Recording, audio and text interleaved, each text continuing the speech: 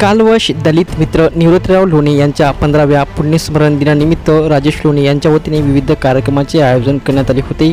सकाळी पूजापाठ धम्मदेसना घेण्यात आली। त्यानंतर आयोजित रक्तदान शिबिरात रक्तदात्यांनी अत्यंत चांगला प्रतिसाद देत रक्तदान केले। तसेच आमदार श्रीजया चव्हाण यांच्या हस्ते इंदिरा गांधी महिला व पुरुष वृद्धाश्रमाच्या नवीन इमारतीचे उद्घाटन करण्यात आले। आयोजित कार्यक्रमात मान्यवरांचा सत्कार करण्यात आला। कार्यक्रमाची प्रस्तावना राजेश लोणे यांनी केली। यावेळी मान्यवरांनी मनोगत व्यक्त केले। त्यानंतर आयोजित कार्यक्रमात मान्यवरांच्या हस्ते वृद्ध व अपंगांना कपडे वाटप करण्यात आले। या कार्यक्रमासाठी नागरिकांची मोठ्या संख्येने उपस्थिती होती।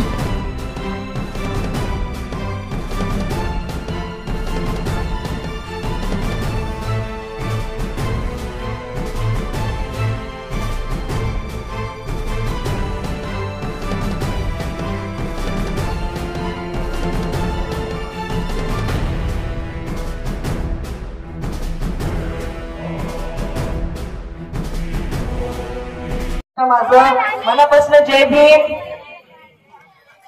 माहिती आता भरपूर पाऊस येणार आहे, ज्यामुळे मी सुद्धा माझे 2 शब्द लवकरात लवकर संपवते।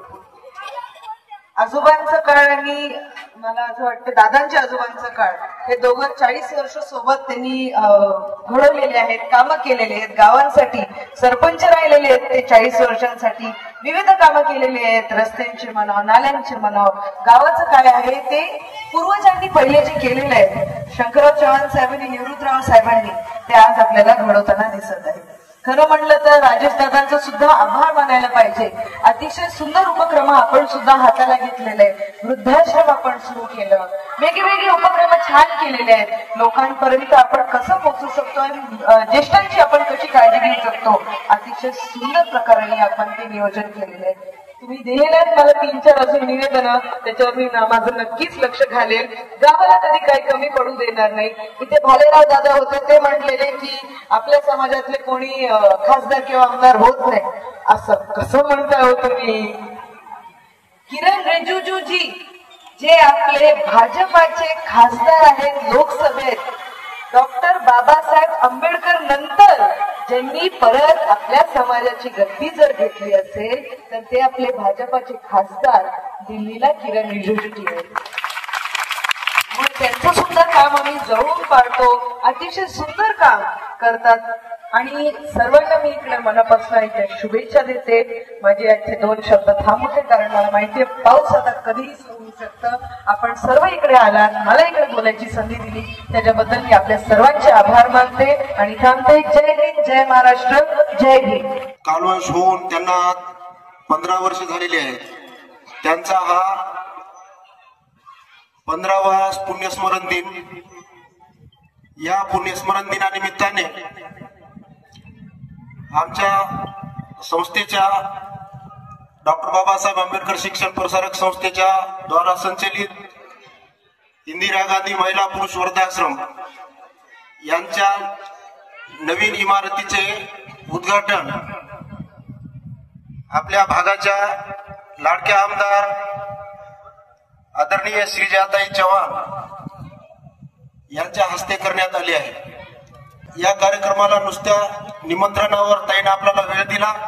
तसेच आमचे कृषी उत्पन्न बाजार समितीचे सभापती संजयरावजी देशमुख लहानकर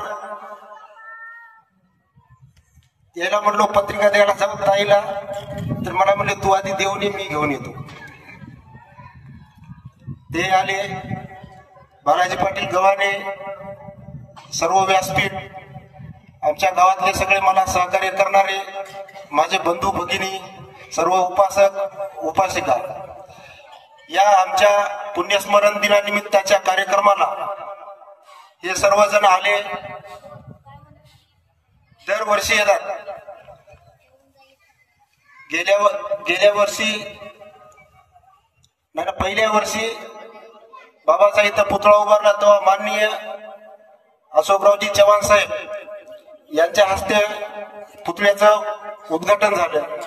तेव्हापासून हे जे चालत आलेले पुण्यस्मरण आहे ते मी माझे बंधू संजय लोणे यांनी सुद्धा बरंच साहेबांचं काम केलेलं आहे आणि गावातलेही केलेलं आहे। सर्व त्यांना सुद्धा ते सुद्धा मागे थोड्याशा विकारामुळं त्यांचं निधन झालं, त्याच्यामुळं ती सगळी जिम्मेदारी माझ्यावर आली. मला काही तेवढं भाषण करता येत नाही, उगा असं ठळक ठळक उगा आपलं बोलायला.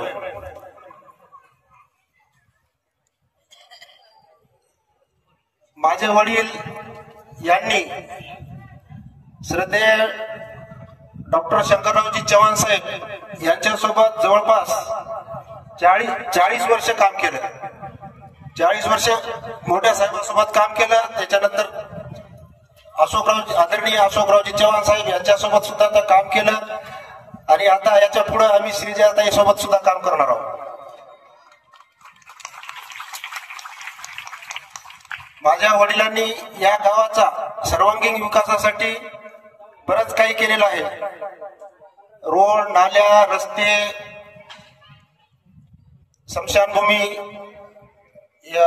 हाऊसिंग सोसायटी खोलून आम्हाला जवळपास 90 घरं बांधून दिले त्यांना.